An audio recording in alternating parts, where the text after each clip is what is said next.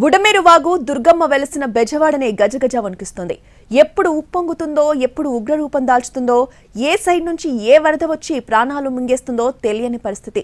క్షణక్షణం ప్రాణాలు గుప్పెట్లో పెట్టుకొని గంటలు లెక్క పెడుతున్నారు జనం.